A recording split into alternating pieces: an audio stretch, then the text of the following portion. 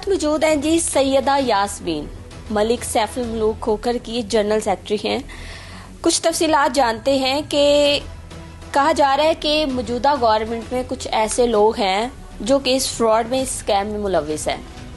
कुछ जानते हैं मैडम से कि कोटा आखिर जो है वो कितना है, कौन वो लोग हैं, क्या सारा मामला है और इस सारे मामले में वो कौन से लोग हैं जिनका यहाँ पे कोई किरदार है। अस्सलाम वालेकुम जी। वालेकुम अस्सलाम। कैसी हैं आप? अल्हम्दुलिल्लाह ठीक है जी, बिल्कुल। सबसे पहले मुझे ये बताएं कि प्राइवेट जॉब नहीं मिल रही, ये घुम्मन साहब के पास इतना कोटा कैसे आ गया?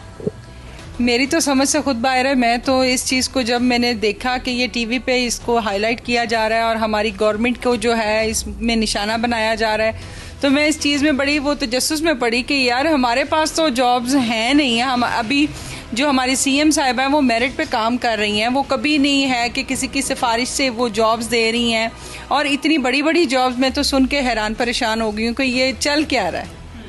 इमरान साहब ने बताया है कि उनकी मुलाकात जो है घुम्मन से अक्सर नसीराबाद में जो उनका ऑफिस है, मुस्लिम लीग नून का मरकजी ऑफिस जो है, वहाँ पे होती थी। वहाँ पे कोई भी इंसान कैसे जा सकते हैं और फिर वो बताए कि फलां बंदा फलां एमएनए मेरा जानने वाला है। और फिर उन्होंने बताया है कि नुमान साहब जो हैं, हाफिज नुमान साहब एमएनए जो हैं, उनके साथ मेरा बड़ा यराना है, मेरा बड़ा लिंक है, तो मैं जो सारा कुछ करवाता हूँ मैं उनके बिहाफ पे करवाता हूँ।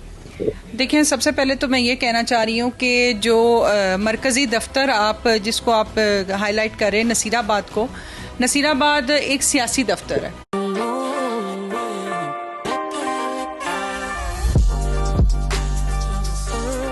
उसमें बहुत से लोगों का आना जाना होता है, सेलिब्रिटीज़ के साथ, एमएनएज एमपीएस के साथ पिक्चर्स भी लोग लेते हैं। इसका ये कतई मतलब नहीं है कि अगर आपकी किसी के साथ कोई पिक्चर है तो वो आपके साथ किसी भी गलत चीज़ में इन्वॉल्व है। और उसके बाद मैं ये चाहती हूँ कि इसका जो डेजिग्नेशन है, मुझे ये बताया जाए कि इसका पार्टी के साथ डेजिग्नेशन के मतलब कि क्या रिश्ता है, किस डेजिग्नेशन के थ्रू जो है ये पार्टी को जो है नॉमिनेट कर रहा है, या पार्टी को बदनाम कर रहा है, या पार्टी के लोगों को बदनाम कर रहा है।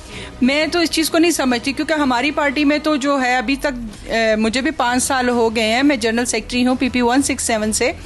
तो हम लोगों को तो कभी नहीं ये कहा गया कि जी आप जॉब्स के नाम पे जो है पैसे लें या कुछ। हम पे तो इस चीज़ की बड़ी सख्ती होती है, बल्कि हमारे एमएनए जो मलिक सैफुल मुल्क खोखर साहब हैं, उनको कभी पता भी चल जाए कि किसी बंदे ने कोई किसी से पैसे लिए हैं तो उसकी तो वो दुर्गत बना देते हैं। तो मुझे नहीं समझ आ रही कि ये बंदा जो है ये कैसे पार्टी का नाम यूज़ कर रहा है, या कैसे हमारे एमपीएस एमएनएस या हमारी जो भी लीडरशिप है उसको जो है टारगेट कर रहा है। इसके खिलाफ तो मुझे लगता है कि सख्त से सख्त कार्रवाई करनी चाहिए कि जो ऐसे लोग हैं जिन बेचारों को पता ही नहीं है, जो तस्वीरें देख के जो है वो समझते हैं कि शायद इस बंदे का बहुत ज़्यादा लिंक है और ये बहुत ज़्यादा जो है इनकी क्लोज है, तो उन बेचारों को जो है इन्होंने निशाना बनाया हुआ है। मुझे लगता है कि उनको बेचारों को इंसाफ मिलना चाहिए। आपको नहीं लगता कि ऑफिस के कुछ लोग जो हैं वो इसमें मुलविस होंगे? नहीं, ऐसा नहीं होता। देखिए, जो सियासी दफ्तर होता है ना, उसमें कोई भी बंदा आ जाता है। उसमें आपको ये नहीं है कि आपको कोई चेकिंग करनी है या आपने कोई ख़ास पर्पस बताना है, आप आके बैठते हैं। कोई भी आप देखिए बहाना ही लगाना है ना, किसी भी मैटर को आप डिस्कस कर लो, जी मेरे एरिया का ये काम नहीं हो रहा, या मेरे एरिया में ये मसला है, या मेरे लोगों को ये मसला है। वो देखिए उन लोगों का काम है सुनना। जो गवर्नमेंट है वो आपकी बात को सुनती है। अभी हम किसी पुलिस स्टेशन में जाते हैं या हम कहीं भी जाते हैं तो हम अपनी फरियाद लेके जाते हैं, जिसको वो सुनते हैं। वो ये नहीं देख रहे होते उस टाइम जो होता है ना कि हम लोग इसको कैश करना चाह रहे हैं या हम लोग वाकई ही, देखिए उसको वेरिफिकेशन के बाद पता चलता है कि जी इसको वेरीफाई किया, ये मुजरिम है या ये जो है इनोसेंट है, ये जो भी चीज़ है।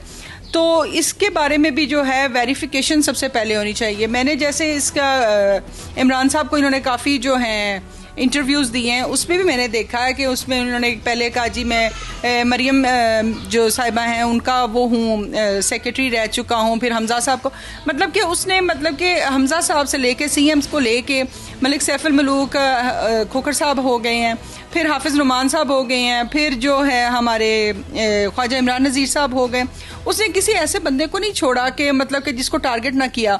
और इतना क्या इम्पोर्टेंट आदमी है जिसका हर बंदे के साथ रिलेशन है, सैयद तौसीफ शाह साहब हैं। देखिए ये तमाम हमारे पार्टी के मतलब के एक पिलर्स हैं।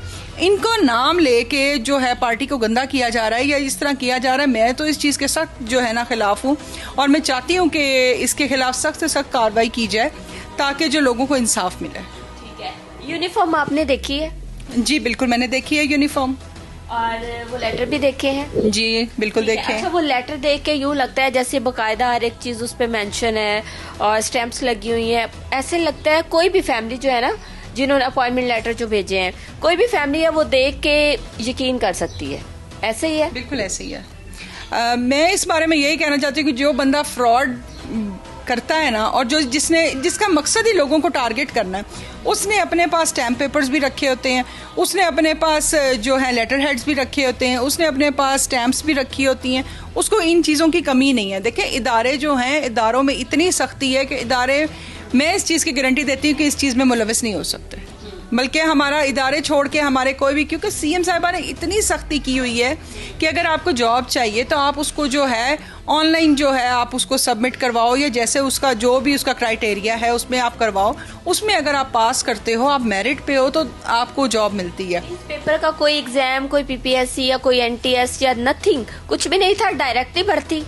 कैसी जॉब थी भाई, डायरेक्ट भर्ती। मैं वही तो देख रही हूँ। गवर्नमेंट कहती है हमारे पास कोटा नहीं, प्राइवेट जो दफातर है उनमें जॉब्स नहीं है, और घुम्मन साहब जो है वो इतना कोटा लेके बैठे हैं। बस यही तो हैरानी और परेशानी की बात है कि हमारे जो इतने मेहनती एमपीएस, एमएनएस, मिनिस्टर्स हैं, वो जॉब्स जो हैं लोगों को नहीं दे सकते हैं, क्योंकि सीएम ने सख्ती से इस चीज़ को रोका हुआ है। मैं बार बार इस चीज़ पे इसलिए जोर दे रही हूँ कि हमारी जो पार्टी है, जो लीडरशिप है, उसमें ऐसा कोई काम नहीं हो रहा जिसको लेके हमारी पार्टी को बदनाम किया जाए। डायरेक्ट भर्ती ऐसे नहीं होता ना, यही तो मैं बात कर रही हूँ कि मेरिट के अलावा तो बंदा चल ही नहीं सकता। तो ये पता नहीं किस तरह कर रहे हैं। जारी बात है, एक फ्रॉड आदमी है, उसके पास 100 हैं तरीकाकार जो हैं वो उसको इस्तेमाल कर रहा है। फिर देखे ना, ये एमपीएस, एमएनएस के जलसों में भी मिलते हैं, हर जगह पे मिलते हैं, ऑफिसेज में मिल जाते हैं, उनके साथ पिक्चर्स बनवा लेते हैं ये लोग और उसको कैश करते हैं। तो इसमें उनका बेचारों का कसूर तो नहीं ना, उनको तो चाहे नॉलेज में भी ना हो कि ये बंदा कौन है और कौन नहीं है। क्या कहना चाहेंगी? गवर्नमेंट का नाम लिया गया है और उसके अलावा कुछ लोगों को इन्वॉल्व किया गया है, सियासी कुछ लोगों को।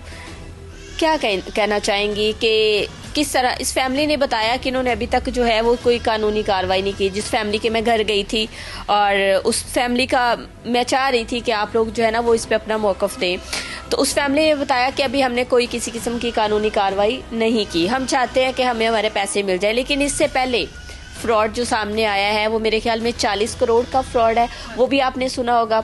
एफआईए में इनके खिलाफ जो है वो केस चल रहा है। तो क्या कहना चाहेंगी? यहाँ पे गवर्नमेंट को एक इनिशिएटिव लेना चाहिए और इसको कैफरे किरदार तक पहुँचाना चाहिए। ये काम तो गवर्नमेंट कर सकती है ना? जी बिल्कुल, ये गवर्नमेंट करेगी इंशाल्लाह, क्योंकि जितना को इसने लोगों को इन्वॉल्व कर लिया है, हमारी लीडरशिप को इन्वॉल्व कर लिया है, इसके खिलाफ एक्शन तो होगा।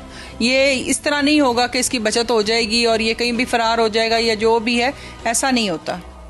मुतासिरा फैमिली मेरे साथ मौजूद थी और उसके बाद सैयदा यास्मीन साहिबा का मौक़िफ़ भी जो है वो आपके सामने रखा। किसी को 40 लाख, किसी को 10 लाख, किसी को 20 लाख और किसी को 15 लाख। अब देखना ये है कि घुम्मन साहब जो हैं वो हाथ आते हैं या ऐसे ही दंदनाते फिरते हैं। गवर्नमेंट को यहाँ पे एक्शन लेना चाहिए, क्योंकि यहाँ पे इदारों पे जो है वो बात आई है और ये एक बहुत बड़ा सवालिया निशान है। इजाज़त चाहेंगे। अल्लाह हाफिज़।